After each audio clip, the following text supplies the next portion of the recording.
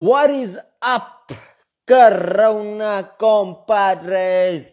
Welcome to another episode of Sit Down Comedy with me, your host, Mohammed Latif.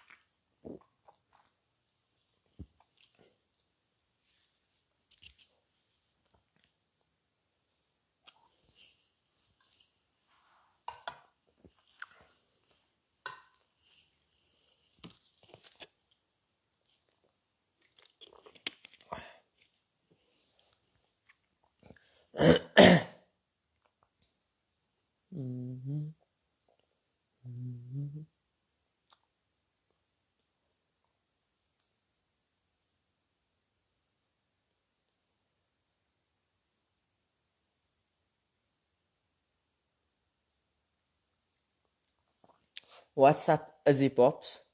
Don't even start with me. Hey, Milano, Miami, what's going on? What's going on, people? Let's get this show on the road.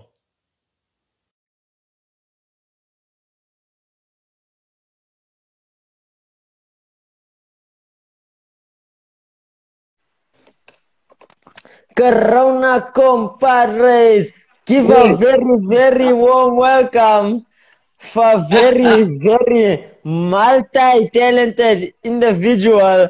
This guy is a entertainment. Wait. Take a deep breath and take a deep breath. Articulation right there. This guy is an entertainment and professional author, actor, presenter, MC, host, comedian, auctioneer, motivational speaker, body and articulation coach, keynote speaker, and master Reiki practitioner. Give it up for the jack of all trades, Sunil Osman. I might have skipped a few. I might have missed some. I think I missed some as well. What's up, Sunil? Welcome to the show, man. Welcome to the show. Thanks. Honored to have you. Honestly, for the new Corona compadres in the house, every night on the show we have a theme. Tonight's theme is LeBron, because you are the LeBron of this game. I'm telling you, Sunil, you are the LeBron of this game. I'm more the LeBron than the LeBron. Yeah. The LeBron. Sunil, please tell me, man. When did your journey start? Because your journey, guys, Sunil has been in the Sunil's entertainment industry age alone should be enough for me to call him Uncle Sunil, which I am going to call him. I prefer uncle to daddy, so don't call me daddy. Okay. I see. No. That's smart. That's smart. So, Uncle Sunil, how did it all start? How did this journey begin? So I was conceived after a. Nah. So I started in drama and theater at a very young age. I was still in school, like primary school. Always just had a love for drama. And then to skip a couple of years, I started doing voiceovers. And then I was a choir boy, don't say anything. And then I did theater at schools. And then I started doing speaking. I was the chairperson of a couple of policing forums and the town councils, and then my radio journey started. So wait, hold on. On top of all of this, you still managed to be the president of the CPF. Okay. I was the chairperson of the Wynberg Policing Forum. as a junior. We used to help take prostitutes off the streets. Uh, Uh, in a good way. In a good way. I was about to Then say the same thing, but then you said good way. I'm like, okay, no, that yeah, changed it. yeah. I had to mention that because I know you like MILFs, you know. So I do, and then I I do, just I do. yeah. I mean, I did study. I mean, don't get me wrong. I did study. I've got 2 degrees behind my name. I'm actually a policy writer and analyst by qualification, but I was on the policing forum. I was then on the junior city council. But I started in radio at UCT Radio in Cape Town. Then I became one of the managers there. I did radio for 16 years, man. So I did commercial and normal. But while I was in radio, I used to write skits, do films. I started as a background artist. My comedy career started when I jumped on stage one day when I was invited, and then I died on stage, and then I stopped that. And then I started hosting gigs. So I started hosting gigs. I traveled the world. I performed at the Laugh Factory. I performed in Miami. I'm internationally trained as an auctioneer, and I've done a couple of movies and music videos. I haven't done one adult film yet. Not one. Not yet, not yet. You know, when you said the radio, I wanted to interject in, and I'm going to. You don't have the face for radio, and that just reminds me of one of the trades that I forgot. Sunil was Uh-huh. also a Mr. South Africa finalist, I believe, or Yes, contestant, something of the sort. last year I was the first person to walk out on a ramp in my Speedo. Um, I made it to the finals. It was really cool. It was great. I haven't had to suck my stomach in that much before. My man boobs were laying all over the place. But it was lots of fun. I mean, it was that was a big journey in my life. I must tell you, Mr. South Africa last year was a big, big journey. There were a lot of things that came together, a lot of realizations about society and what they like, what they don't like. I went in there as myself. I didn't start gymming suddenly, and I went there because I wanted to be as real as possible, and I didn't win the title, but that's fine. That's fine. They lost, Sunil. They Yeah. lost. But uh, on that note, though, uh, through all of you've done all of this, but like I must say, Sunil, and it's a compliment. It looks like you don't want to stop. You're just going because I've seen your TikToks, which are amazing, and then I've seen Thank you you. on an app that even I'm a 2000. The technology of my generation, a term thrown around very willy-nilly these days. You are on an app that even I don't know how to use. There's an app called Bigo, and I saw Sunil on Bigo, and I'm like, okay, he does it everywhere, anything, he's on it. Yeah. Now, the Bigo thing is actually quite interesting because there was a company, I'm not going to mention their name, but they hired me to join Bigo as a presenter. And they were meant to pay me money. And then they didn't pay me money. And so I stopped going on Bigo. I must actually delete that app. Apparently, you can make money from Bigo, but I don't know how the hell that thing works. It's quite confusing. Whenever I go there, there's just a bunch of girls dancing for like an hour straight. They just dance, Yeah. You and have to then you have to beg people to give you gifts and stuff. And I'm not about that. Oh, please give me something for being here. You must give me something because you want to give me something. You know what I'm saying? But I've also seen those girls exactly. dancing. I've seen those girls dancing, maybe for longer than I should have. But yeah, I've Yeah, seen that. Maybe that's why I haven't deleted the app. Maybe that's why. makes sense. Makes a lot of sense. And there's the freaky stuff. There's freaky stuff. It's like, I mean, I'm not a guy that gets DMs from freaks and stuff, but on Bigo, there was, hey, honey, do you want to play with me? I stay in Santon. Uh, Yeah, no, yeah, no, no, no. yeah. Yeah, Bigo's rough, guys. Don't go on Bigo. This guy, I'm telling you, there's people here watching. They just jotted down Bigo. They're like, no, we're downloading this straight after this. We need to go check this out. Even if you don't go on live, you will get DMs from people of the opposite sex who are actually Nigerian men pretending to be very tight Thai ladies, and they're not. Very tight tie, lady. That should be on a slogan. Put that on a board. Put that on a poster. Like I wanna drive into Joburg. I wanna drive into Joburg and see that on a board. Be careful for Nigerians that are actually that Nigerians that are pretending to be tight tie ladies. No, I messed it up. You said that so much better. But Because I'm a speaking coach. That's why I said exactly. Come on. I'm setting it up here. I'm setting it up. But that flows well into my next question. One, all of these things you've told me that you've sort of if entertainment was like a sort of martial arts, you've gone and went through all of these different disciplines, so to speak. So what is it that you do now? What right now? Because like on your page, I saw you have workshops which look very interesting and a lot of things. So just break it down. Okay. So obviously the whole lockdown coronavirus affected a lot of things. But it didn't stop me. I mean, I was busy finishing the editing of my book. I started doing a lot more motivational, inspirational things through TikTok.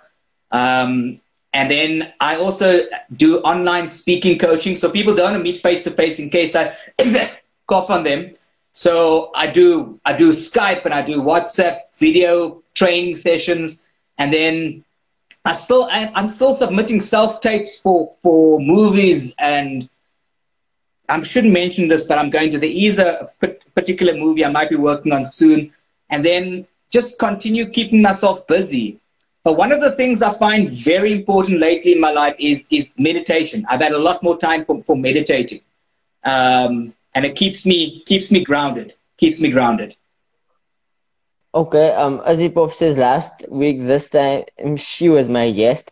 Azipop, I want to ask you honestly, which guest do you like more, last week's guest or this week's guest? You tell me. I'm not gonna make any conclusions on the matter. What's up, Kara? Yeah. You were telling me earlier on that I still do MCing, and I'm one of the regular MCs at one of the casinos close to me. And then I do auctions. In fact, I've got a charity auction next week as well. I do auctioneering, and I do a lot more charity raising work. My heart is going out a lot more. I'm doing a lot more charity work than before. I'm glad you said that you're an MC at like a casino, because I was about to tell you, I was going to bring a call back to what you said earlier about Bigo, that you don't beg anybody to give you anything. And I just want to say, Sunil, you are the type of person that I think I'm going to see, like I'm going to hear your voice before I win the jackpot. Like, before somebody gives me 100 million, you're going to be the guy being like, you're the winner, Muhammad Latif, come on to the stage. It'll be more like, ladies and gentlemen, can we please have a moment of silence for our winner of 100 million Zim dollars, Mo Latif. No, I don't want it. I don't want it. And then I'll say, Mataram.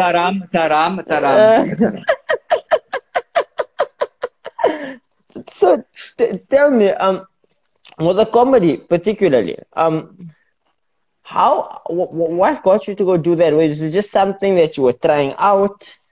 What was your motivation behind that? So I've always liked writing, and I've always been slightly sarcastic. I'm the guy who used to tell jokes at a braai, and we know the guy that tells jokes at the braai is not funny on the stage. And I went to play pool with a friend of mine. Her name is Amber, and Amber knew one of the gentlemen who were arranging the comedy nights at a place called Zula Lounge in town. This is about 2009, 2007, around 2009. And so he came to me and he says, hey, aren't you the guy, aren't you that actor Sunil? I'm like, yeah. not realizing he saw my branded car outside with my name on it. So obviously my face was on my car, so he knew he was speaking to. And You had I your was face there in your car in 2006. 2009. Oh, okay, I had to okay. No, wait that for makes it I had to better. wait for the sponsorship to start first, you Uh, know. And then he said to me, "Don't you want to perform comedy next week?" And then I was like, "Yeah, no problem." He says, "Okay, we're running a competition." I didn't think about it until the Thursday or Friday, and then he sent me a message. I sat down, I wrote for almost half a day, went and performed. People like Sylvan Gacy was there, good friend of mine, Gina Fernandez was there, Garth Van Ryan, Nina Hasty was there. So it's back in those days. And I performed and got through the round, next round, and I won the competition. And it just flowed from there. It used to flow from there. Granted, my mother and my girlfriend at the time were in the audience, so obviously they voted for me. Um, yeah. but then I just kept doing it and kept doing it, performing in pubs, performing in halls, and it just got bigger and bigger and bigger. And I only really stopped performing when I left the country, when I went overseas to do auctioneering. And then when I came back, my whole mindset changed. After performing at the Laugh Factory and in Miami Comedy Club, it's like, okay, that was easy. They think I'm a Spanish guy, and I went on stage, and I'll never forget it. I said, I'm just an average Indian guy who doesn't own a 7-Eleven. And that was the joke. That was the only joke.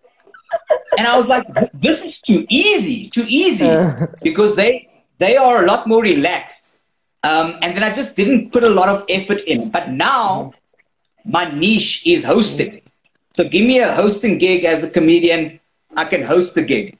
I learned a lot, I teach a lot, and that's one of my strengths, and I've identified that as my niche. So I still perform once in a while when I can, but I don't have that 45-minute set anymore, because I'm a better host and more comfortable as a host than a stand-up comedian. But I can still go and say, hey, Mo, that joke was cocky.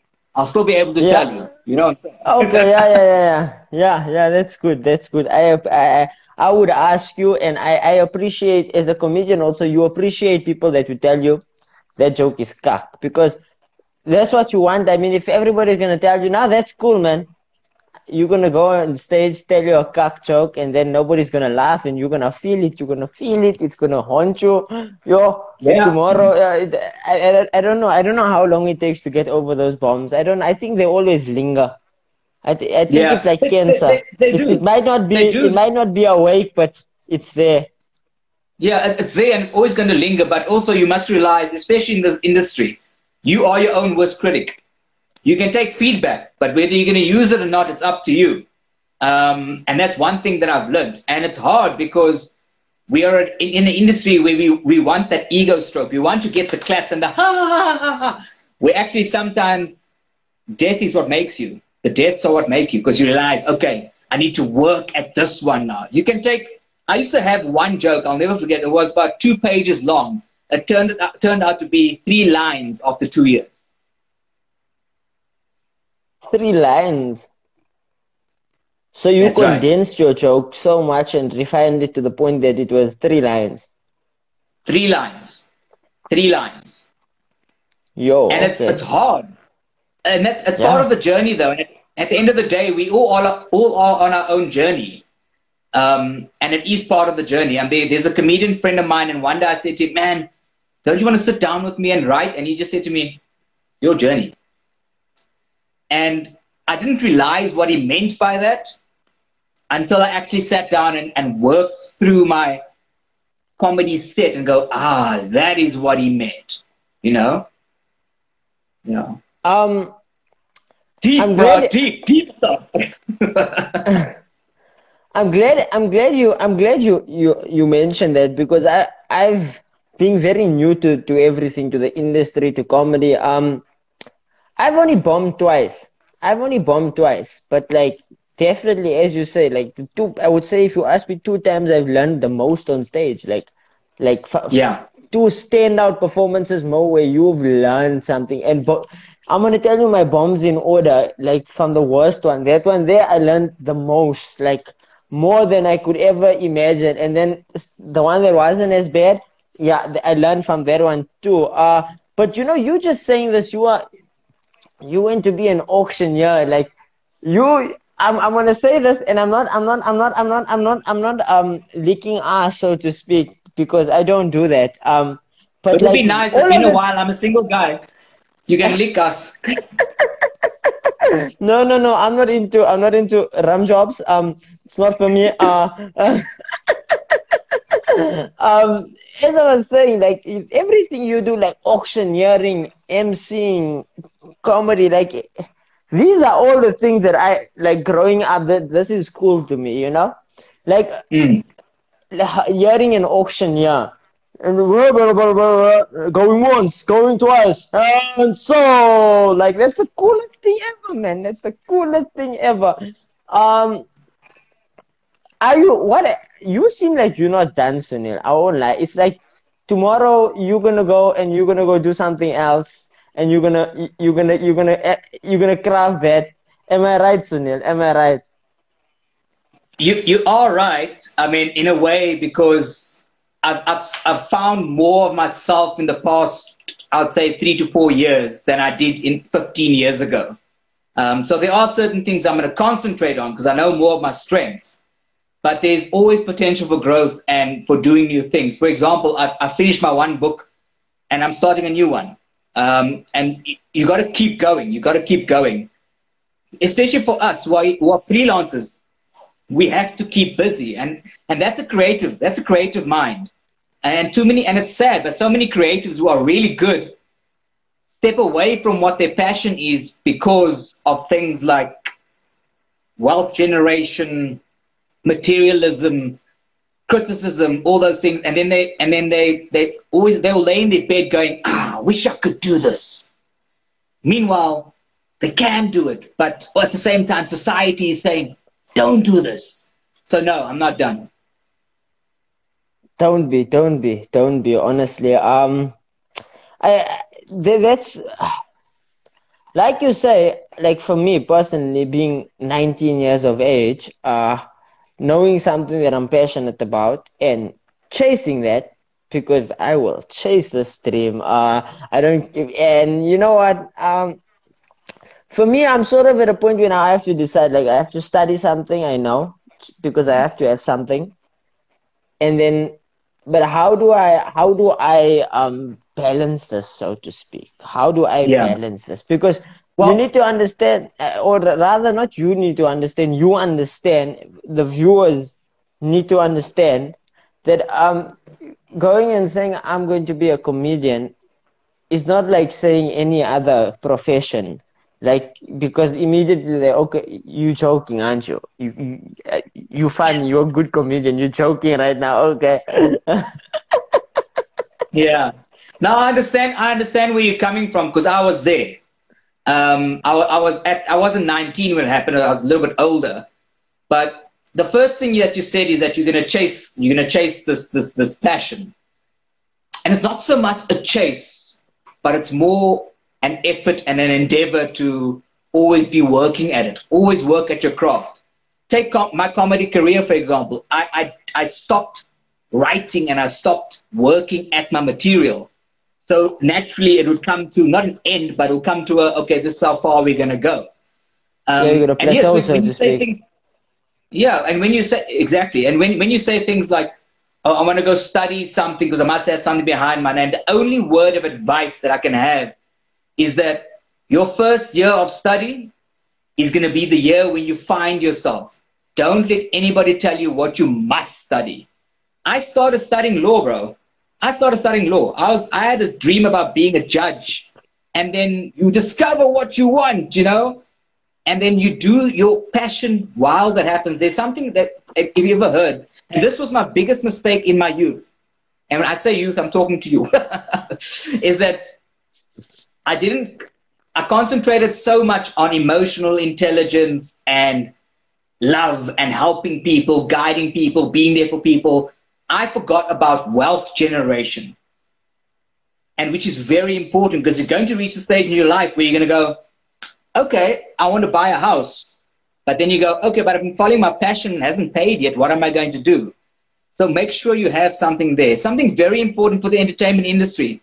Put money away. Even if it's 100 Rand a month, put money away.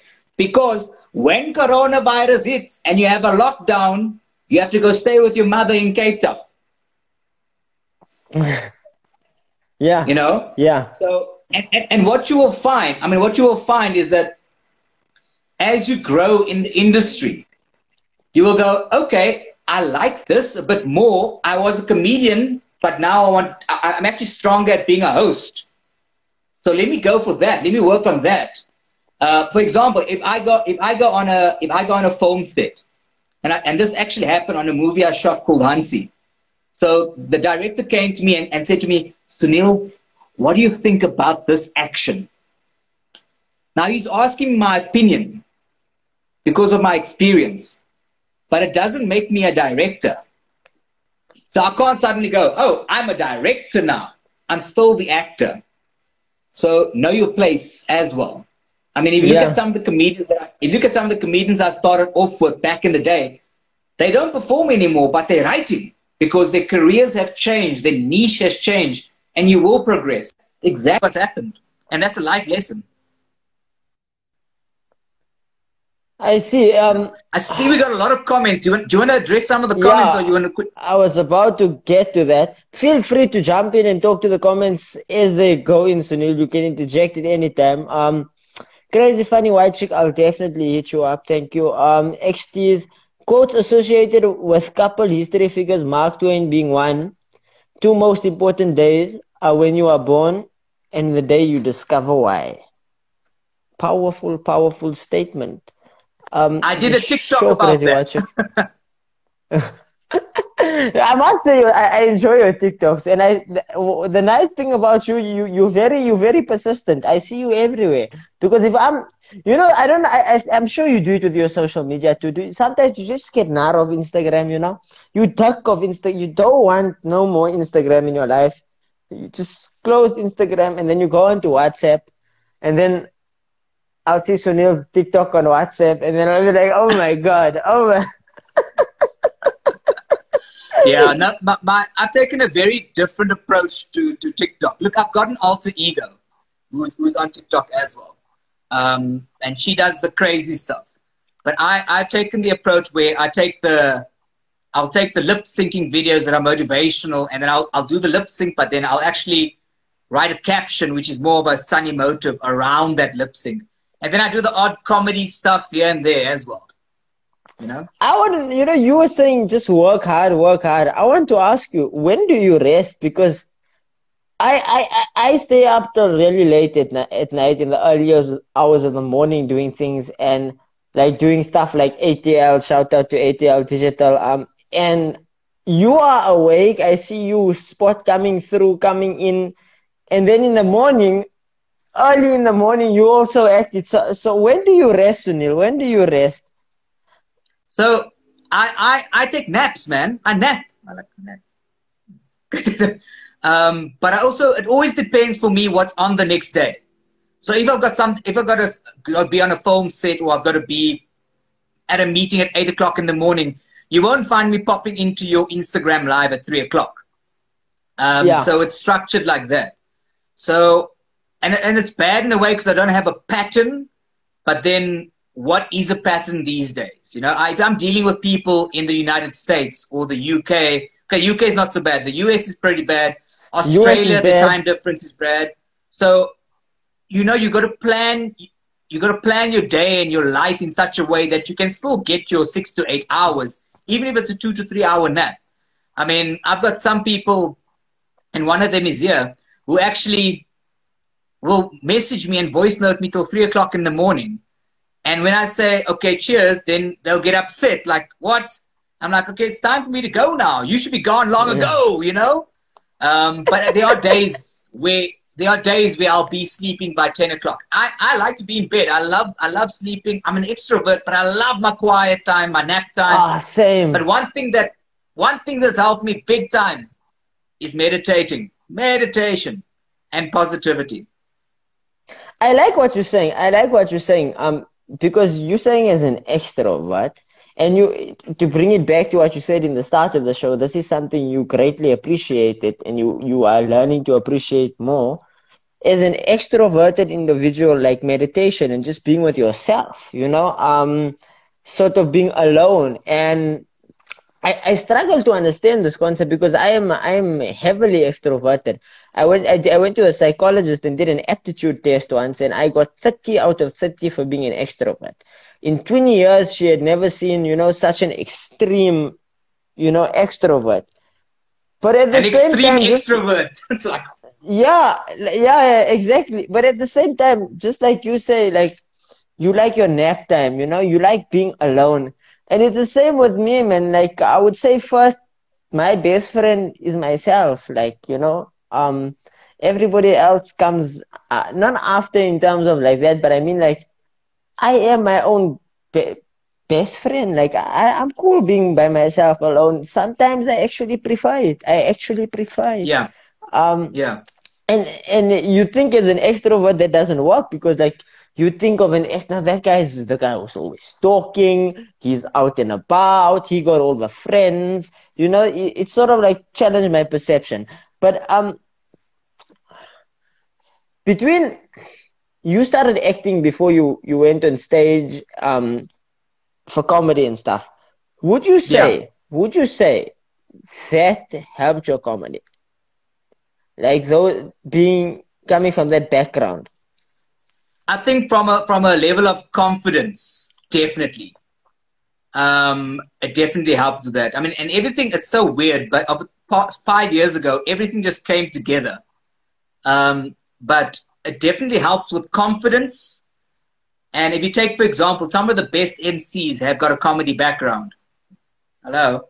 Um, so I would definitely say that book me now. But I mean, like I always say that they are very different things, and it depends on the individual what they're gonna get and do to build that confidence. So for some people, it'll be a stage acting course or a film acting course. Maybe it'll just be yoga. Maybe it'll be an MC gig for a charity function. But you need to always be learning, always be learning. I'm still learning till today, and there are days where even as a speaking coach, I still blah, blah, blah, blah, blah, because I'm only human at the end of the day, and I learn from my own mistakes. But what you said was very important, that how being your own best friend. I mean, if I can just take you back a couple of years. Before I left the country, there's a big reason I left the country. One of them, well, many, but one of them is that the industry was draining me from an ego perspective. My ego was big, big, big. And I realized that. So I was running away from that to find myself. And the journey actually started 15 years ago. I will never forget it. I went to an event, and it was the first event of 8 events in one day. And I went to this event to go see people, to take a pictures for the magazines, and to have an interview. 8 events in one day. The next morning, I had an MC gig. I was in bed by 11 o'clock, but I was late for that MC gig. And never again. Because you start thinking to yourself, okay, I'm okay on my own. I'm okay to be on my own. Why am I doing this? Why am I doing this? Then there's the flip side. The flip side is you have to do that for exposure. But where's the balance? And one of the big things in life that I've discovered in the past 2 years is trying to find a balance between making a life and making a living. Very hard. Zain says Sunil looks like a coach. He is a coach, Zain. He is a coach. He is a coach. He'll coach your chakras and he'll coach your articulation. I mean, what more can you want? Sunil, I just want to tell you something. He'll take all the bad spirits out of you. I have to say this. I saw your Bodytec, all right? I think it's called Bodytec. Yes. Your small like Indian sort of version of Bane. It looks cool. When you're doing that, do you just sometimes go into the voice and just be like See? mode. I'm like, give me more electricity, Sparta. Give me more electricity. Bodytec has blown my mind, eh? Blown my mind. I feel like I'm boxing again because I fought a celebrity boxing match, and only then did my arms feel like they feel now. Like they actually, I moved my arm the other day to touch my head, and then the bicep moved. I was like, what is going on here? It's amazing. It's amazing. I wish I could relate to that, but for me to relate to that, I'd have to start working out. Yeah. If you did Bodytec, your bones would get stronger because it will go straight to your bones. The I'm straight will go telling you, straight just to your bones. Just bones. I'm a bony guy. What is Bodytec though? So Bodytec is basically electronic muscular stimulation. So they send vibrations through, but they put you in this body suit, and it's only 20 minutes, eh? Only 20 minutes. I Once a like those week. exercises. Exactly. Especially with our lifestyles. We're like, oh, 20 minutes, I can fit that in. And then you go in this bodysuit, and then they have a trainer that goes, do this exercise. And you're literally just moving your hands like this, and then your entire body, the muscles are being stimulated.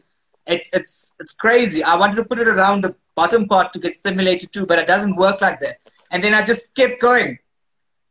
Bro, second session. The second session. I am testimony to this. I phoned the manager and I said, May, is it possible to have results after the second session? And obviously everybody's results will vary. Maybe because of my boxing training and stuff as well. But I used to have lower back problems because I'm an uncle now, you know? And lower back problems, gone. Gone. It's amazing. It's amazing. And you're in Cape Town, right? Sorry? You are in Cape Town. You're based in Cape Town? No. I'm from Cape Town, but I'm based in Josie. You're based in Joburg. Yeah, okay, because that's sort of, you see, until doing this show, all right, so Sunil, I don't know, I started doing comedy when I was 15. It was the first time it was the first time that I count. The first time I did a set, I was like 10. But like my dad wrote my jokes, so I don't really count it. But when I was 15 and I went on stage, it was like the first time I committed to this because I fell in love. I always had the perception until doing the show, until starting sit-down comedy and talking to comedians and people of the industry like yourself, knowledgeable individuals, I always had the perception, and I think the general populace has this this perception because of the metropolitan nature of Cape Town. You think that Cape Town is an artsy place. You think, okay, there it's cool, like for a comedian or for the industry, like it's happening in Cape Town. But I'm coming to the realization that all the Cape Town comics and people in the industry are telling me, no, bro, Joburg is the place to be. You need to go to Joburg. That's where it's at.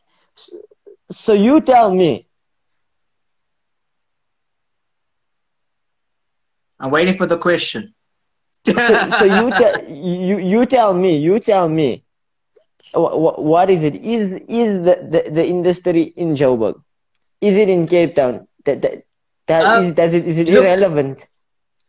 It depends on what you're going to do in the industry and how hungry you are. You know, they say how Cape Town people are slow and things happen slowly and stuff. It doesn't apply like that to everybody. It's a select group of people that are like that. You come to Josie and you say to, I won't mention the name, you say to a specific comedian, man, I need some stage time. They'll be like, come through to the gig. You go to Cape Town, you speak to the right person and say, I need some stage time. They say, come to the gig. So that's with the comedy side of things. So from an industry perspective, it really doesn't matter where you go for comedy, but it depends on the kind of comedy, the kind of crowd. Some people come to Josie and they go right back to Cape Town, or they go right back to Durban because they're like, I can't help, I can't do this. And when it comes to film, you're going to want to be in Cape Town for the feature films because that is where most of the Locations are. They're still shooting Josie. You come to Josie for series. So you got to find out what it is that you want to do where. Like, I'll tell you a silly example. They always say filming season is from this to this time. Whereas 3 of the movies I shot were shot out of filming season. You know? I didn't even know. I don't know. I didn't even know there was a filming season. I'm like, okay, it's like fishing. There's a season. Cool. Okay, there's my farm mentality. I'm from zero, Sunil. You telling me season, I'm thinking of hunting. Okay, that's May through August, right? In the comments, quickly, Zain says, do you have any tips for people who stammer or stutter? I'm glad Zain mentions this because I don't know if you've noticed, Sunil, perhaps you have. I have a stutter. I've noticed 3 things on your face that I can fix in 15 minutes, but that's going to cost you. On my face, when you put it like that now,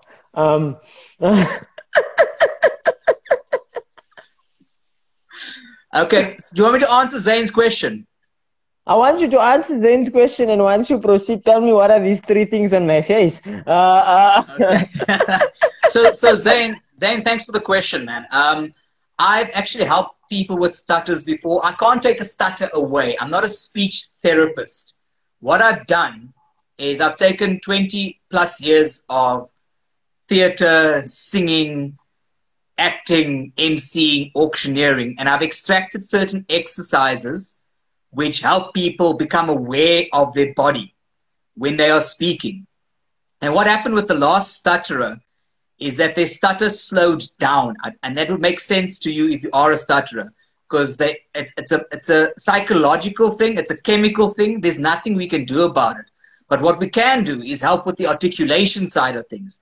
And when I speak about articulation, I go into breathing, how to do diaphragm exercises, which face exercises to do, which is what Mo needs, but I'm not going to teach them to him because he's got to pay me. And, you know, so Zane, there is, but I can't take it away. So one of the tips I can tell you for a stutterer is breathing. Breathing is so important. Stutterers have a, because they're conscious of it. They're conscious of it the whole time. Because they can become conscious of it, it sneaks into the mind. And once you control your breathing, your mind shifts. And it's a whole process which I explain in 1 hour with Sunil Osman's online speaking course. Better check it out. You better check it out. But I just want to add, without going into too much detail, would you say that stuttering isn't also the same for everybody in terms of perhaps not only the type of stutter, but how it affects them? In terms of how you say some people are conscious of it and like out of nervousness, sheer nervousness, break into stutter.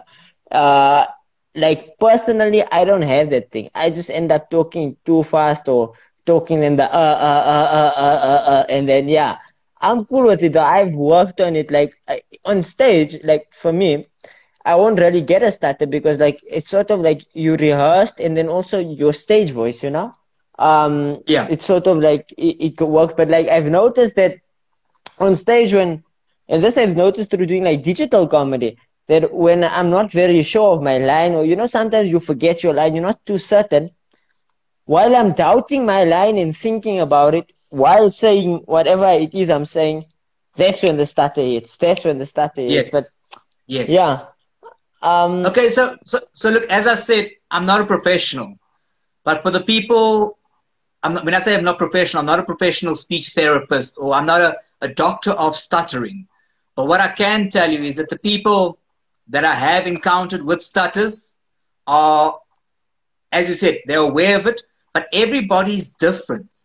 So levels of confidence, like you spoke, when the nerves kick in, that's when the stutter kicks in. But only for some people. Some people don't get that. Some people embrace the nerves, and there are only certain times when they stutter, when they're tired, or when they're gesyp, or you know. So it varies according to the person. And I thought that your laugh was a stutter. Vroom. It sort of is. It sort of is like an old engine struggling. It's we're in the midst of winter. There's mildew on the wheelie on the window, and yeah, I'm just trying to start this bantam. It doesn't want to go. Listen to what Yolandi says, Sunil. She's like, Mo, I've never seen or heard Mo so quiet. Sunil just quieted him. And it's true, Yolandi. The reason I'm quiet is honestly because there's so much I can learn from Sunil, honestly. Not only just from 20 years in the industry, also being an uncle. Uh, you have a lot of experience with a vast things, a vast a lot of with a lot of skill sets that I think not only as individuals in general are beneficial, but to me specifically as a comedian, I think voice articulation is something that will make me become a better comedian. Because if I can articulate better, I can get my message out better. I can probably do better impersonations. This is the way I think of it. I'm gonna do better impersonations. So now I've come to a point where what I've been doing during this Corona, this lockdown period, I started the show. I started doing something, and then from something, I started getting these online open mics, and then I started doing what you saw Atlanta Digital Comedy, and the first time I went there, I did a set. And I realized, you know what? I'm the only person here that's doing like the set is how we think of it is in South African, what we would term a proper set. And I was like, okay, I know I was the best tonight here. I can come back and give a set and like sort of like practice on my set a bit as far as you can with the digital, feedback and stuff, and be the best every week. And then, have a big head about it.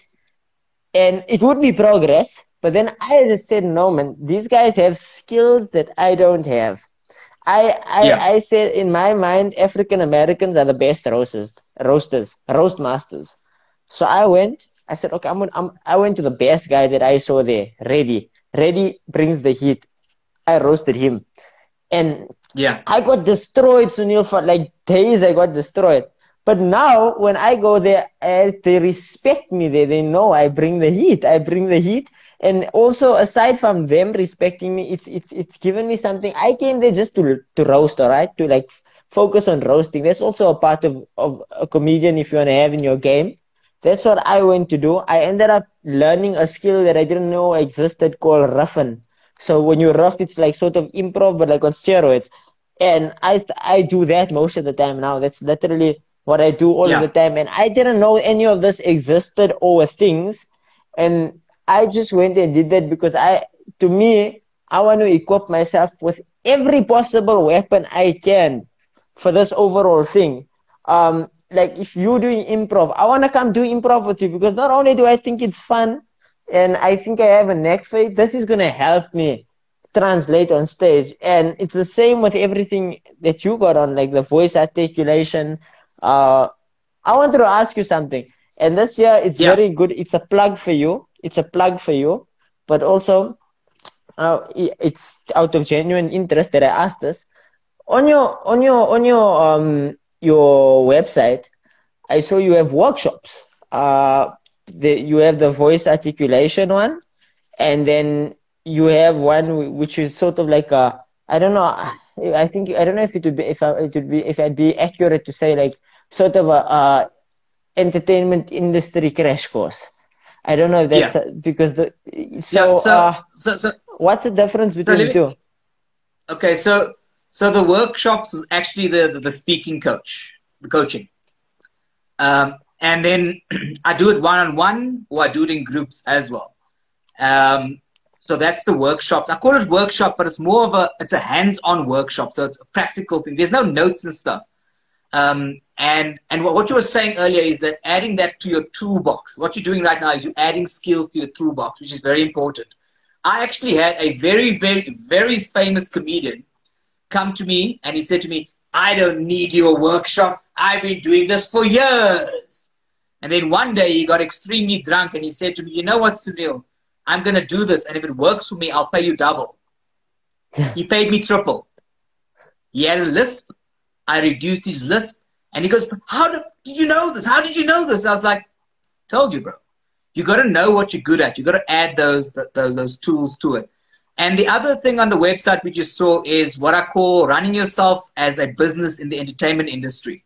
It's a talk I've done for quite a few people. I haven't done it in about a year, but I've done it for a lot of people who are in the industry, starting off in the industry. And it is based on, here's what I did. It didn't work for me. Here's what you should do. Use it, don't use it. From marketing to advertising to building your toolbox to which unions to be part of to working at your craft. I speak about all that. Monetizing your craft. That's it, yeah. That's it, yeah. Okay. That's interesting. That's interesting. I might even check that out, honestly. We got about... Have you bought my book? I haven't. Not yet. I'm ending this live. I'm ending this live. Not I'm going to end this live now. Just kick me out. Just kick me out. I was about to say we got 10 minutes left. Let's talk about the book. Tell me about the book. Okay. All right. So the book is called Sunny Motive, which is a hashtag I came up with years and years ago. I'd go into meditation or I would meet somebody like, just say I meet Mo Latif. And he's got an amazing laugh. And he inspires me to think of a quote saying something like, laugh like you on an Instagram live. And then I would tweet that. And then people started picking up on it. In fact, a few people, one of the girls, she was on the verge of suicide and she saw my quote and she said it stopped her from suicide. So I just kept doing it, kept doing it. People used to make fun of me because they go, hey, so what's the sunny motive today? And then... about 5 years ago, I met somebody and they said to me, I know you from your sunny motives, you should write a book. And then I was like, okay, yeah, let me put this into a book. I put all the quotes into a book and I was like, right, that's the book. But then I realized that my purpose is deeper than that. My purpose is to share life lessons, help people grow from my own life lessons. But then the book became very me. So I had to redo the book. I rewrote the book. It took me 4 years. So what I do is I unpack the motivational quotes because I believe a quote is like a work of art. If you, depending on what you're going through in your life is how you're going to apply it. So I've incorporated the quote with explanations on how to apply it to your life. And that is what will resonate with people when they read the book. Sunny So Motive. it's not just quotes. For each quote, you're breaking it down and you're giving like how to apply it in your daily life. Okay, that's cool. I'd definitely be, I'm not much of a reader, but I'd definitely be giving that a read. This book has been written so that a 16-year-old can pick it up and read it. And then you don't read page 1 to page 100. You read it page 1. Okay, maybe I'll go to page 5 today. Let me go to another quote. Okay, okay. great. It doesn't have to be read in, okay. That's cool. I like what you say that when you say, because I also, I have a someone, I like quotes also. Like you say, a quote is a work of art, man, you know? These are like the perfect words that are completely, based off your current perception. Like how you say what you're going through right now is gonna influence your code. It translates. And I used to do this thing, but I used to do it just to be a smug thing, you know? I did it for Instagram with, you know, cool caption for something. So I'd write quotes and I'd save it to my Evernote. But then I'd go deep sometimes, you know, like you say, sometimes you're thinking in a different way, you're feeling different. You type out your quote. And I remember I have one, I still have it, that I've never put out on any social, like I never put it anywhere. Because I really like that quote. Like if you tell me, Mo, one day you're gonna be famous, which quote they're gonna have on your name by Google? It's this one, yeah. And I remember one day I was like 16 because I wrote this thing at, like I was about 16 at the time when I wrote this specific one. And I was with this other chick, a friend of mine, and I was like, okay, I'm gonna tell you a quote. You must tell me who said it, which famous person said it, okay? And I read her this quote. And she makes me read it to her like 3 times. She's like, easy one, Mo. I don't do the stuff, but clearly Martin Luther King. And I was like, yo. Plus it worked out. it worked out very well because she's like 4 years older than me. I'm the youngest in the crew, and I was proving to them that I'm wiser than all of them. And then they were arguing with me, and that's when I brought out that quote. I'm like, Yeah, okay, so you think you smart, all right? Who said this quote? And she was like, yeah, obviously Martin Luther King. And I was like, thank you. You said it yourself. Said it yourself. I showed her the quote at the end. It says there, Mo. I'm like, okay, okay. yeah. But on the book, so this it took you 4 years to write it, but it wasn't 4 years in the making. This was a No, long time in the making. it was a long time in the making because I started about 2007, 2009 with the Sunny Motives. I mean, even the book itself, the quotes, the book has been through about maybe 12 edits. Um, and I mean, if it wasn't for Lauren Moy Publishing to help me out and help me put the book together, it would still be a work in progress. And it's come to speak about your quote. You know, when I go into meditation, or if I meet somebody and they stimulate something intelligent, write it down or save it like you did, because this is just my belief, and maybe it's true, maybe it's not, but I think again that too many people have such important life lessons that they don't share, so others can't grow from it, and that's part of the reason the book was written. Take bold steps. Take bold steps. So people take very bold steps right now. This live's about to end in like 3 minutes. Take the bold step. Go on Sunil's profile and get his book. Where can we get the book, Sunil? Where can we get the book? So the book's going to be on Take a Lot next week. We are running out of stock. But you can also, if you look at my social media, you'll see you can email the publisher straight and request the book.